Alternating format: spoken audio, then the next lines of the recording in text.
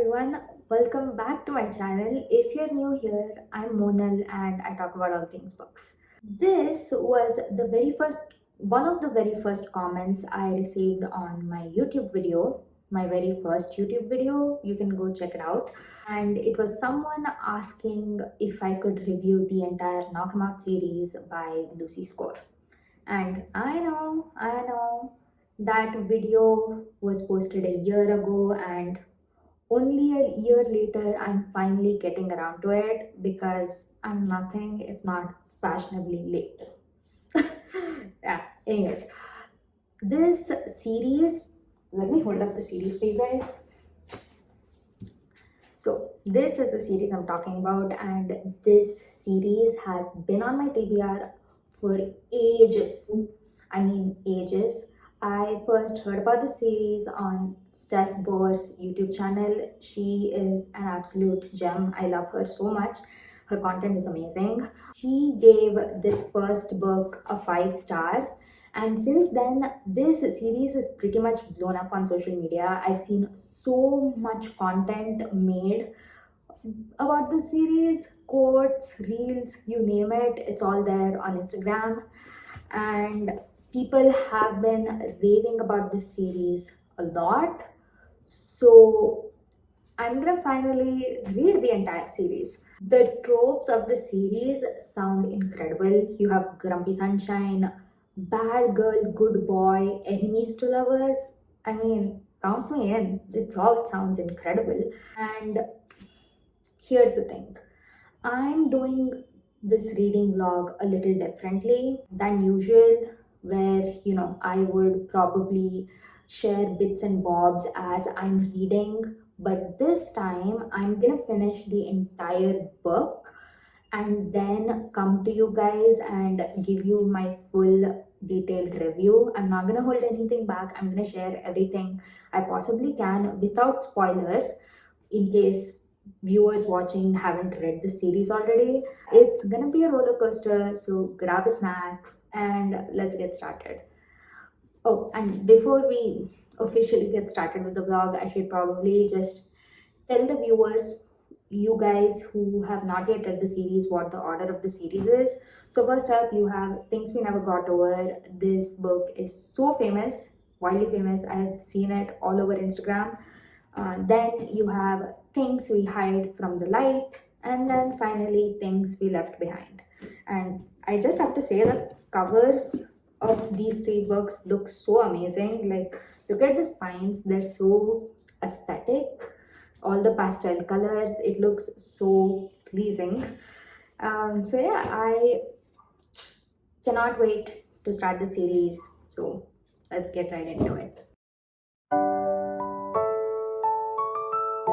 Hi everyone, welcome back. As promised, I am here to give you my full review on Things We Never Got Over, which is the first book in the Knockem Out series. I finally finished this book yesterday evening, and I didn't really review immediately then because I just wanted to digest the book a little more, think over it for a while, and I also went out on my scooter for a bit. So yeah, I was busy yesterday. But I'm here to talk about it now, and as promised, I will give you my honest review. But before we get into my review of the book, I just want to talk a little bit about the synopsis of the book. For viewers out there, such as myself, who haven't picked up the series yet, I just want to give you guys a glimpse into what the book is about. This book is about Naomi Witt, who leaves her groom at the altar when her twin sister Tina calls asking for help. Now, Naomi is the good girl, the people pleaser, so immediately she agrees and she's like, okay, just tell me where you are, I'll come get you help. So Naomi ends up driving to the small town Knockem Out in Virginia, and when she gets there, things don't really go quite as planned. What ends up happening is her twin sister Tina is kind of the evil twin. So she ends up stealing Naomi's car and her money and runs away. And the only thing Tina leaves behind is her 11-year-old daughter. So now Naomi is stuck in this small town without a job, without money, and she has to take care of an 11-year-old. And to make matters worse, everybody in the town assumes that she is her twin sister Tina, and they all kind of just ask her to stay away from them, and they don't really welcome her into the town properly. So while all this is happening, she ends up also getting the attention of the town's resident bad boy Knox Morgan. And Knox Morgan is also like assumes that she's Tina, but when he realizes that she's not and realizes everything that's now on her plate, he takes it upon himself to help her out. He gets her to live in the cottage that belonged to his grandma, and that cottage happens to be right next door to his cabin, so they're now neighbors. And he kind of sets her up with a job and everything, but he's also grumpy as hell. Like, their personalities clash from the very beginning of the book. Good girl, bad boy. And they're immediately like, yeah, I would never go for this person, but we all know how things eventually turn out. Am I right? That's pretty much the book. And I have to say, the first part of the book, like when Naomi and Knox meet and everything, I thought it was a little unoriginal. I mean, I don't want to like diss on the book or anything, but I do have to say it felt like I was reading any other small town romance until we get to the funny scenes in the book. This book totally makes it up in jokes and hilarious scenes that had me giggling and squealing. It was just so good. The found family trope in this book is amazing, and this is one of those small town romances where the small town really small towns. I know it doesn't make sense, but the small town aspect of this book, and what I mean when I say small town is when the residents of the small town get involved in their love story, when they're nosy at AF and they decide to take it upon themselves to meddle in their business. That's what I love about small town romances, and this one didn't disappoint in that category. Like, the side characters, there are so many in this book, and every single side character in this book was so memorable in their own ways. I loved all the ladies at Knox's bar. I also loved. Oh, yeah, by the way, speaking of Knox's job, he is a barber. Like, what? That's crazy. This is the first time I've ever read where the MMC is a barber. Like, he cuts hair for a living. I mean, he also owns the bar in town. He's pretty rich and well off. I thought that was such an interesting dynamic, and you get to see like this really nice side of him, and you also find out that both these characters are really flawed in their own ways, and they kind of start coming to terms with that. And it's what you want in a romance novel. It has the emotional depth, it has the character development. You see how they change throughout the book. Side characters are amazing. The setting, obviously, chef's kiss. I loved it so much. And also, I hear somebody at the door, so I'm gonna pause this and come back to you guys again. Okay, so interruption over. Where was I? I was talking about side characters and elements of the book, I guess. This book really has it all, and I gave this book 5 stars. It's that good. For me, 5 stars is like top tier, it's god tier. It's one of those books that I'll never forget, and I'll probably end up rereading this at some point in the future. Gonna pick me up, I guess. And this book is obviously thick, as you can see. Like, look at how thick it is. But I finished it in 3 days. It was just so much fun. I kind of lost track of time reading this book. Also, the dialogue in this book really good. The banter between Naomi and Knox is awesome. I was talking about the banter between Naomi and Knox. Sorry, the phone storage is almost over, so I need to wrap this up quickly. The banter was really good, and the love confessions, surprisingly, in this book are not really as flowery as I expect them to be. They're actually quite realistic, and I thought that was just amazing. It's not like dramatic dialogues, it's very realistic. And the also, of course, since we I completely forgot to mention Whaley. I don't know how you pronounce her name. She is Naomi's niece, who, her twin sister Tina left behind, and their relationship arc in throughout this book was also really, really good. And her relationship with Knox is the cutest ever. It was just adorable watching her and Naomi bond and then fall in love with each other by the end of the book. It was adorable, and yeah, this whole book was just so good. I cannot stop thinking about it. But I am excited to jump into the next book in the series, which is Things We Hide from the Light. Again, this book is also super thick. Look at how floppy the paperback is. I love it. I cannot wait to jump into this book. The color is so pretty. I also have a big matching bookmark. I will see you guys again with my review of this book. Bye.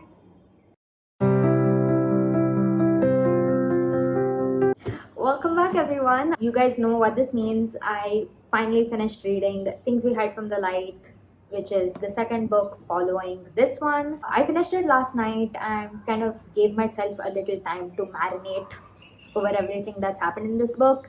And this book was incredible, you guys. I'm honestly so mad at myself for not picking up this series sooner. I'll just get into the plot, I guess. This book follows Knox's younger brother Nash, who is the complete opposite of Knox in that he is the resident good boy. He is the chief of police, and in this book, you see Nash undergo something really traumatic that kind of changes him as a person. Then you meet that new version of Nash in this book. Nash is kind of broken-hearted. He's very grumpy and broody. He doesn't really socialize a lot. And the person who changes all that is Lena. I mean, Angelina is her full name. Everybody calls her Lena. She is Knox's ex-girlfriend. That's right. It's a small world, indeed. So Lena is in town to visit Knox, but in this book, you find out that Lena also has an ulterior motive that she doesn't really tell anyone about. So you as a reader also don't really know what she's up to in this town. Then Nash eventually finds out what she's after, and they become instant enemies. Well, not exactly enemies, but they do hate the things that the other person is doing. And to make matters worse, there's this tension between them. The sparks are flying everywhere, and they are both aware of this, but they're too stubborn to act on it because of everything that's happening around them, because of what Lena is up to and what Nash is up to. They also can't help but depend on each other, and the way their relationship progresses, oh my god, it's so cute. The way Nash is so openly vulnerable in front of her is, it just melted my heart, you guys. Like, and he's so understanding of Lena's behavior. Like, Lena is not really into relationships. She's kind of like how Knox was at the beginning of the book. So Nash understands this about Lena, and he's so patient and caring with her. And the banter between these two characters, it was so good. Like, this is, I feel like, one of the best. I mean, I guess you could call them enemies. Uh, they're not like outright enemies, like I hate you or whatever.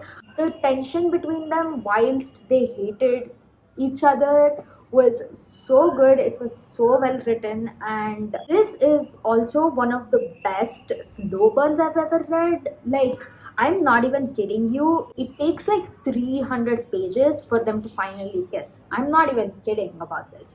Like the first 300 pages of the book is just them dancing around each other and like trying to figure out whether they should explore this chemistry that's between them or whether they should just stick to themselves and ignore the chemistry. And oh my god, this book, you guys, it is so good. I honestly, as far as I knew about the general census regarding the reviews of this book, I've heard that people usually like the first and the third book better than this one. But honestly, I love this book. I gave it 5 stars. Like, it didn't even take me a second to calculate or like even think about what I wanted to rate it. I made, as soon as I flipped the last page and closed the book, I just opened my Goodreads and immediately hit those 5 stars. And yeah, this was so good, you guys. Like, I'm definitely going to read this book in the future.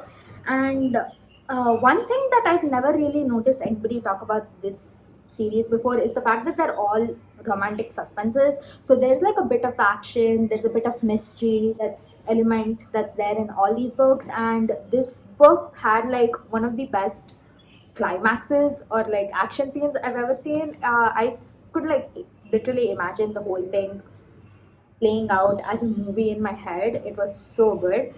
Okay, I will admit, initially I was a little skeptical that I wasn't going to like the push and pull, because you know, slow burns in and of themselves can be tedious if they're not written well. Like, I love Mariana Zapata slow burns, but again, sometimes I do find the slow burn aspect of her books a little too slow for me. And I was worried that, you know, with these two characters, Nash and Lena, being enemies, and then the slow burn aspect, I thought it was gonna be a little too exhausting to read, but that wasn't a problem at all. Like, I enjoyed the way they sparred with each other, and they're also pretty self-aware, which I really like. And you can see that these two have their own issues to deal with. Their childhood and their upbringing has had an impact on the person they are today, but they also like help each other move past these issues and like become whole again. And I just found that so sweet. It was an amazing book. I loved it so much. Lena is such a badass. Like, that's who like I feel like I want to become when I grow older. This book was amazing, you guys. Like, I can't believe it. 2 5 stars in a row. Really, like, something's going right in the universe for this to happen. And I also have a feeling that the third book, Things We Left Behind, which is Lucian's story, Lucian and Sloane, whose tension you experience from the beginning of the first book. I'm afraid of who I'm gonna become once I finally read this book and like complete this entire series. I feel like this book is going to destroy me in the best way possible, and I can't wait for it.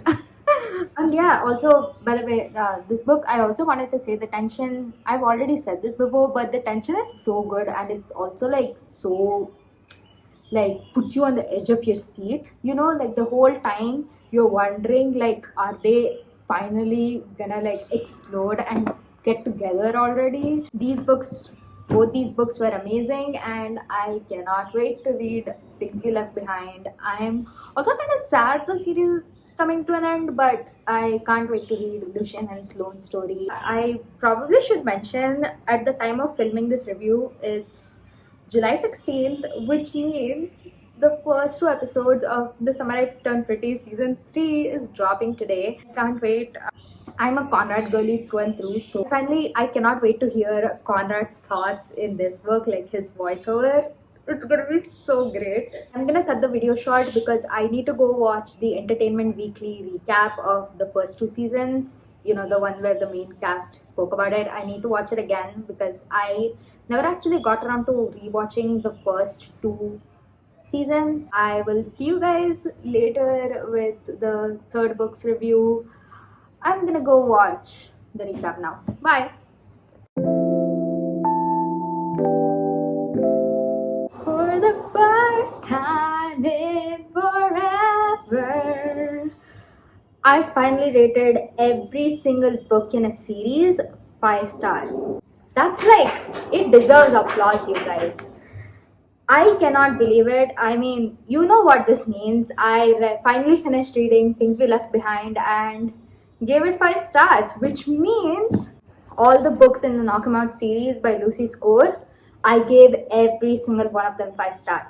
It's insane to me that I have never done something like that ever. I mean, I've read over 350 romances in the past 3 years, and in all these years of reading, I've never once given all the books in a series 5 stars. Like, it has never happened. I never even did it for the Windy City series. Like, I gave the first book in that series like a 4.5 or something, and then after that, all the rest of the books were all 5 stars. But in this one, all the books are straight up 5. It's not even like 4 point something, it's all 5 out of 5. And I can't tell you any much else. Like, I loved this book so much. So I'll briefly explain the plot of the book. It's about Lucian Rollins and Sloane Walton. They have known each other since they were kids, and they have some really dark history between them that neither of them really acknowledges. It's kind of hinted at in these two books. You see the main characters in these two books know that there is something between Lucian and Sloane. You kind of see them wondering like when they're gonna put aside their history and finally be together. And then of course you finally come to their book. So in this book, it kind of opens with them being enemies and like hating each other and all. And you find out what their history is. And in the present, Sloane's father passes away, and her father had like all these things that he wanted to do that Sloane decides to take it upon herself to do them. And one of them is fighting this case where a wrongfully convicted woman is put in prison, and she decides that she's gonna get that woman out. And Lucian gets roped into helping her out with this. And as they're doing that, somebody out there doesn't want her getting involved in this case, so they kind of start sending her threats. And Lucian, being Lucian, he has a soft spot for Sloane. Seriously? Okay, I'll try to edit this sound out. Lucian, being Lucian, he has a soft spot for Sloane, whether he wants to admit it or not, and he takes it upon himself to protect her.